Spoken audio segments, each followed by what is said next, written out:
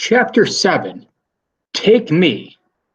Once I once I was forced to believe that Jeffrey really had cancer, my mind played another big trick on me. I started to think that if I made the right promises to God, he would magically make Jeffrey all better again. And the promises just popped into my head, right and left, day and night. This made for a tough couple of weeks. I'd be in the lunch line at school, and a pack of ring dings would catch my eye, and I'd say to myself, okay, if I don't eat those, Jeffrey will get better. Or I'd promise things like, if I never hit Jeffrey ever again, he'll get better. About 20 times a day, too. I'd swear that I'd never think impure thoughts about Renee Albert again if Jeffrey would be all right. But let's face it, I'm a 13-year-old American male. I have no willpower. So every night I'd go to bed totally convinced that I was going to gain 20 pounds and be fat, violent pervert, and my little brother was doomed. Then in the morning, I'd start all over. Like I'll floss every single day, even between the molars, if, of course, there were times when I wasn't bargaining, but those were generally times when I was really breaking the promise. It was the exact opposite of Lent. I'd swear to give things up, then I'd immediately do them. I was a mess. Then I realized how bad I was at giving things up. I tried to find other deals I could make with God. One day in gym, we were hitting softballs with this pitching machine that the baseball team uses for training, which we almost never get to use, but it was a really nice day, and the teachers must have been desperate to get outside one last time before winter started. So I was telling myself, alrighty, if I hit the next pitch, Jeffrey is okay. Then I miss because my thick glasses that basically have no depth perception at all. So immediately I'd be at it again. Okay, how about 2 out of 3? Strike two. 4 out of 6. Whiff. 7 out of 10. Naturally, I know what a spazzo I am at sports. Yeah, drummers are supposed to be coordinated, but it doesn't matter how coordinated you are if you're blind as a bat. So I know I should have found some smarter bets to make. And I did. By the end of the week, I was scrounging at the bottom of the barrel for deals to make. Here's a pathetic one.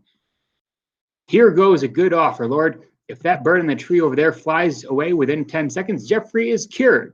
That was in the middle of math class, and I was staring out the window at the class checked homework that I hadn't done. Unfortunately, I get distracted by the teacher's despairing cry. Alper, any chance you can answer number 37? Then I looked back out there. The bird was long gone, probably scared off by the outburst of yelling that was going on in the classroom. I was fairly certain I had been longer than 10 seconds between when I first looked away and the moment when teachers attempted to engage me developed into top volume. Random threats to my safety, but we'll never know for sure. Usually drumming was my big escape from all this reality stuff. Rehearsal and practice times by myself were like those little islands of okay and a vast sea of holy crap. So I hopped from little musical island to little musical island. One day, weird thing happened to me. I left math class to go to the bathroom.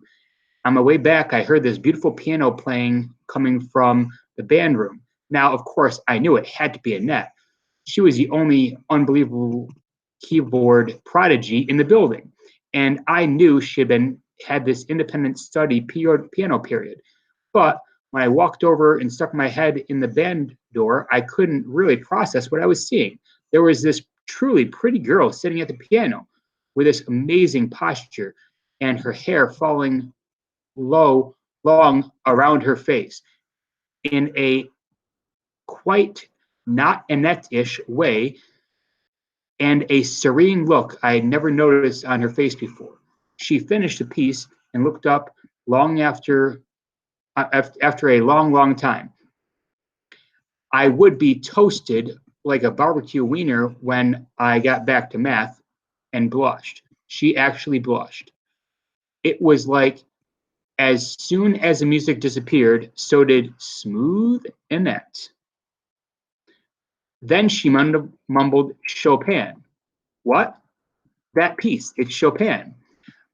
I'm getting ready for an audition at Juilliard next month, but I'm not nearly ready yet. You're kidding, right? That was the best thing I've ever seen, ever, ever. What's at Juilliard? It's a famous music school in Manhattan. They have an intensive program for high school students every Saturday from 8 to 1. So you'd have to get up around 6 to get there.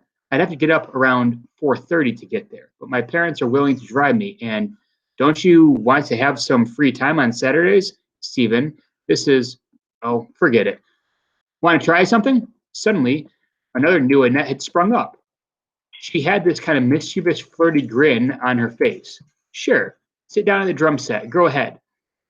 Now get ready to play what you hear, okay? All right.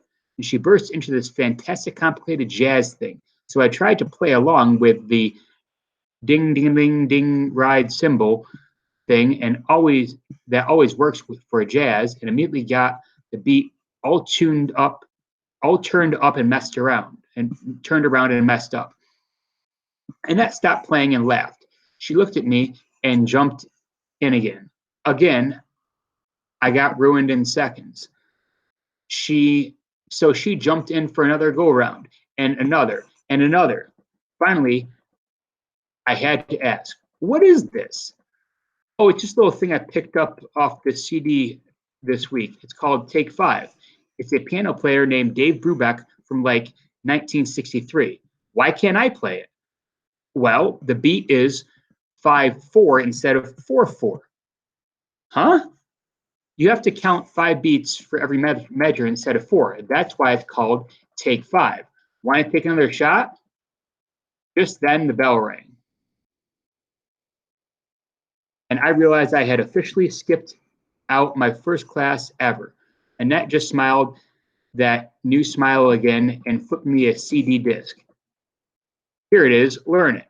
Then she bopped off down the hall with that old bunny on puppet strings walk that I used to lead me to wonder what had just happened. I was fairly sure that something had. Things were happening at home too. Around the second week of Jeffrey's treatment, I guess word got around my parents' friends that it was time to acknowledge Jeffrey's illness. All of a sudden, as if someone had thrown a switch, phone calls started pouring in. Cards jammed our mailbox. A flood of concerned grown-ups started pulling up into our house with baskets and bags of food, flowers, balloons, toys. I had to admit, the edible stuff gave me a nice break from being a microwave hot pocket poster child. But the whole scene was kind of bizarre. You can picture it. The well-wisher comes in. We all thank him, or often her, for the Tupperware is handed over. Then everybody stands around awkwardly while the visitor tries to find appropriate things to say to my parents. If I'm around, it's weird. They ask me how I am, but I can't actually tell them about anything that's going on in 90% of my life. They really mean, how are you specifically in regard to your brother's health crisis? And if Jeffrey is there, it's the biggest nightmare of all. Half of them try to be cheery no matter what. So they act all loud and hearty, swinging Jeffrey around and telling corny jokes. Meanwhile, I'm standing mentally shouting at them, "Be gentle, you moron! Don't bruise him. Please step away from the boy." The other half are solemn, no matter what, which is equally horrendous because Jeffrey is such a naturally happy kid. He wasn't generally downhearted in those early days, despite the illness. Sometimes he had really bad aches, especially in his legs, and he was tired a lot of the time. And the chemotherapy drugs were making him feel pretty rotten physically. But mentally, he was Jeffrey. The kid wanted to laugh and play and maybe watch Nickelodeon when things got too exhausting.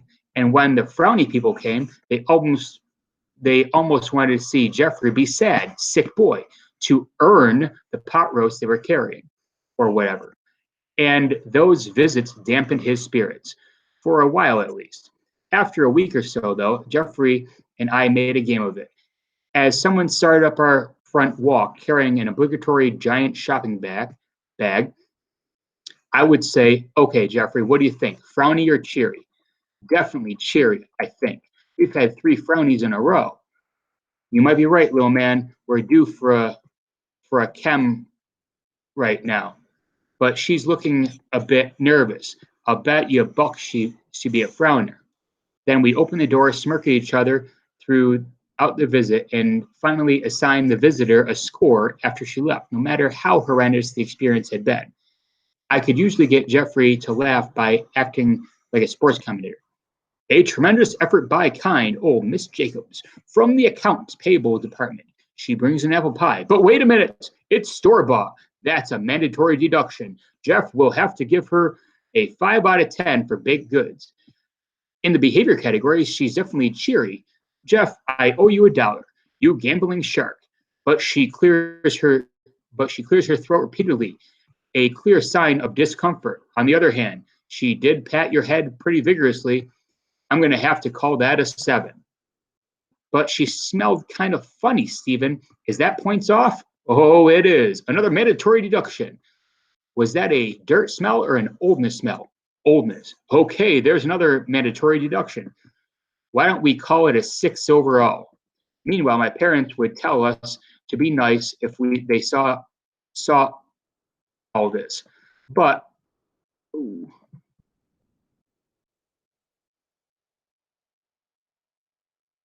but I got the feeling it amused my dad as much as anything else had since Jeff's nosebleed. Near the end of the week, Jeff's first months of treatment, there was a big dance at school, the first one of my 8th grade year, which was supposed to be some sort of big deal. You can imagine how much I felt like going down and partying at this point, but of course I had to go. It was on a Friday night, were the nights when Jeffrey was home, and he had been too weak to do anything but watch videos and throw up all day. For about half an hour before dinner, I tried to get him to play checkers, but he finally just wiped the pieces off the board and told me to go away. I could believe a lot of things and have been forced to over the course of that month, but getting kicked out of the checker game by my baby brother was pretty tough to swallow. This was a kid who used to toddle over me at my bed at 6 o'clock every weekend morning and pull the sheets so I get up and watch cartoons with him. This was the kid who once made me play Hungry Hungry Hippos for an hour straight until I thought my hands were going to fall off from slamming down on those dumb little levers to make the hippos' heads move. This was a kid who had spent entire days at a time begging for me to play Chutes and Ladders with him, and now he was feeling too sick to play with me. And I know this was a selfish reaction, but I thought at the time was, oh great, I'm not even at the dance yet, and I'm already getting rejected. What an ego boost. I was starting to get nervous about this dance. I went through every possible clothing combination I own, but somehow none of the dozens of black rock band t-shirts seemed to match any of the 3 identical pairs of Old Navy jeans.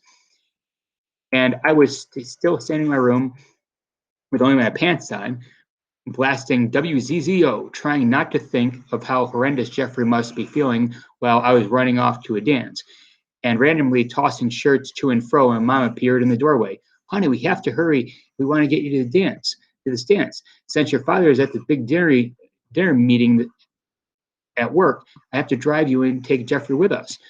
And I don't think your brother is going to be awake much longer. I know, Mom, I just look like a dork master in every shirt I own. You don't look like dork master, Stephen? You look like a handsome young man, although you may want to zip your fly.